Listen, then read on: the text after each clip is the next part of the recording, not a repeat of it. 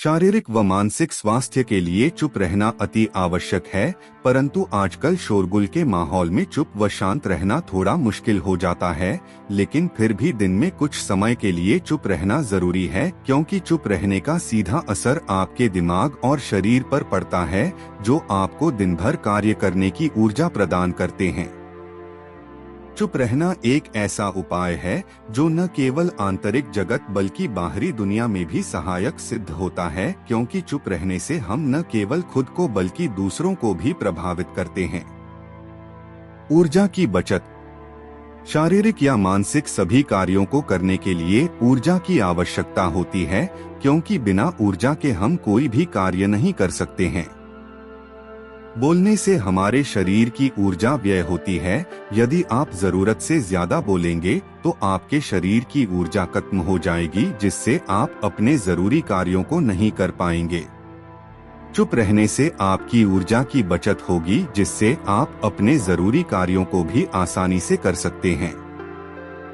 अपने दिमाग की कार्यक्षमता में वृद्धि करने का एक महत्वपूर्ण या आसान तरीका है दिन में कुछ समय के लिए चुप या शांत रहना जरूरी होता है, क्योंकि चुप रहने से हमारे ब्रेन सेल्स, मस्तिष्क कोशिकाएं दोबारा जेनरेट यानी पुनर्जीवित हो जाती है, जिससे दिमाग की कार्यक्षमता में वृद्धि एवं विकास होता है।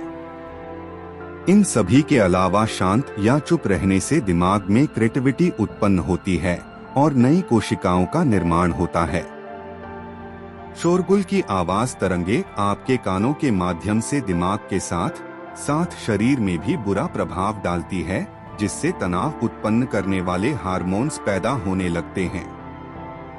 इसीलिए तनाव से मुक्ति या छुटकारा पाने के लिए थोड़ा चुप रहना जरूरी है, अर्थात चुप रहना आपको तनाव से मुक्त करने के लिए एक बेहतरीन उपाय है।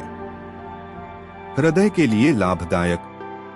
चुप रहना आपके हृदय के लिए भी लाभदायक होता है, क्योंकि ये आपके रक्तचाप और हृदय की दर को कम करता है। इसके अलावा यदि आप चुप रहेंगे तो रक्त परिसंचरण में भी सुधार होगा, जिससे आपका हृदय स्वस्थ रहेगा।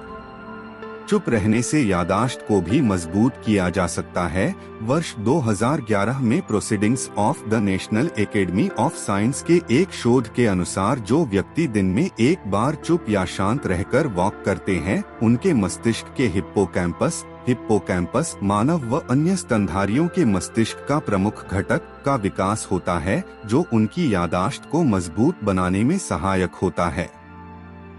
इन सभी के अलावा विवादों को विराम देने के लिए चुप या शांत रहना जरूरी होता है। इससे न केवल आपके विवाद सुलझेंगे बल्कि आपके रिश्तों में भी मजबूती बनी रहेगी।